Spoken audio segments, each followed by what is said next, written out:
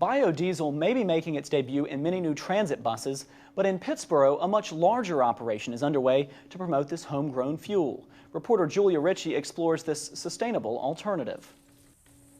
Piedmont Biofuels is a worker and member-owned co-op specializing in the production of biodiesel.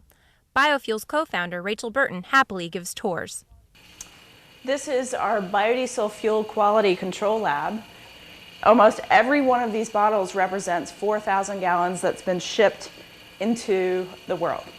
Biodiesel is a chemically modified vegetable oil, which can serve as a replacement fuel for diesel engines. However, this isn't the same as running your car off straight vegetable oil, nor is it ethanol, which comes from corn. Burton says biodiesel attracts people from both sides of the aisle. Biodiesel brings all different types of people, so you can have your climate change freaks alongside people that are interested in hometown security.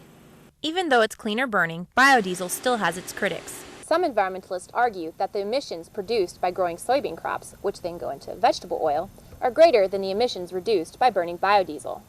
Professor Dan Costa is program director for air research at the Environmental Protection Agency. He says pollution from soybean farming isn't the real problem.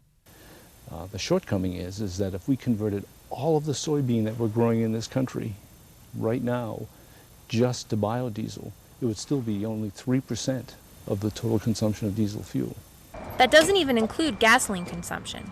Even so, Costa says although biodiesel might not be the national solution to our dependence on foreign oil, it's a good community solution and a solid step in the right direction. In Pittsboro, I'm Julia Ritchie, Carolina Week.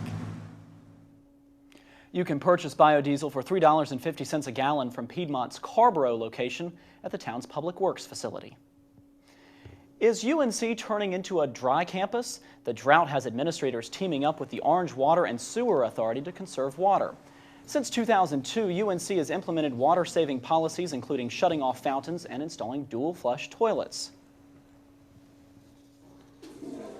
Students can help by reporting leaky fixtures and spending less time in the shower. Sustainability Program Assistant Jesse Prentice-Dunn says UNC's biggest initiative will be to reduce water demand by 10%. The top project as it stands right now is developing a system to reclaim wastewater and that we can use to irrigate fields, that we can use to flush toilets. It's so big that it'll provide almost 1 million gallons a day. OWASA will hold 3 workshops on sustainable lawn care techniques on Tuesday and Wednesday. The classes are free. If you want to go, you can check out our website, carolinaweek.org, for the registration number. You might have noticed one Franklin Street store is back and on a different side of the street. Julian's is officially reopened for business. The high-end retail store opened the doors to its new Franklin Street location September 1st. The store has the traditional Carolina-themed clothing and accessories customers have always loved. It also features a collection of bow ties, suits, and formal wear. Julian's designed the Carolina men's basketball uniforms, and employees say they pride themselves on their connection to Chapel Hill. Is this year's freshman class smarter than ones in previous years? The numbers might lead you to think so. SAT scores for the graduating class of 2011 are the highest UNC has ever seen, an average of 1302. This comes at a time when the national average SAT score is on the decline.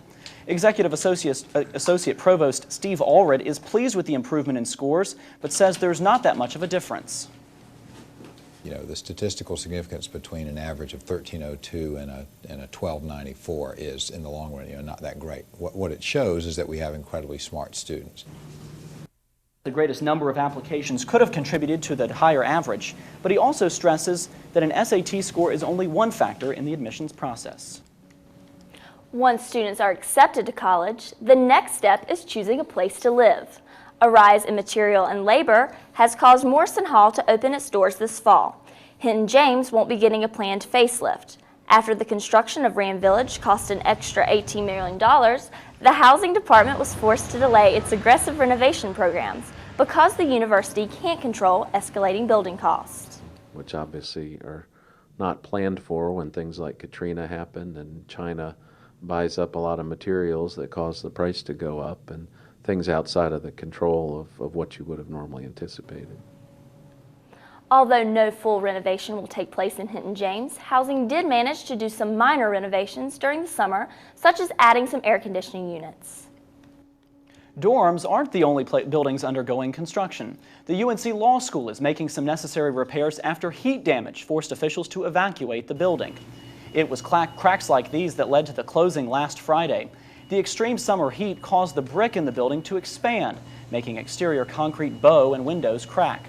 University officials estimate it will take nearly a month to complete the repairs. Many are wondering if the same problem could happen elsewhere. Vice Chancellor of Construction Bruce Runberg says the university is bringing in a structural engineer to ensure safety. Come in and take a look at several of the buildings that are of that era and that have brick panels on them. So yes, we're going to double check and make sure we don't have other issues.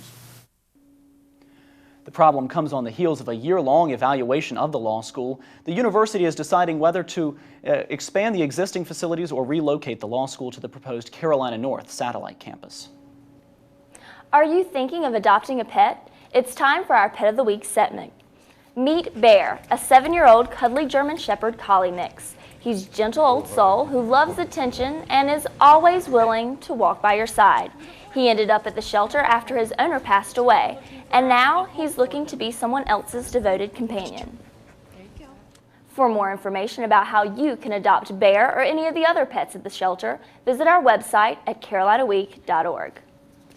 And now we're joined by weather forecaster Laura Pagano. Hi. Hi, Laura. It's really hot out there. Do we have any relief coming? Oh, we do, and we also have maybe some possible relief in that sense as rain as well. So not just temperatures, but precipitation. So it may be September, but the weather feels nothing like fall. But is this little bee in for a rude winter awakening? I'll have the details after the break.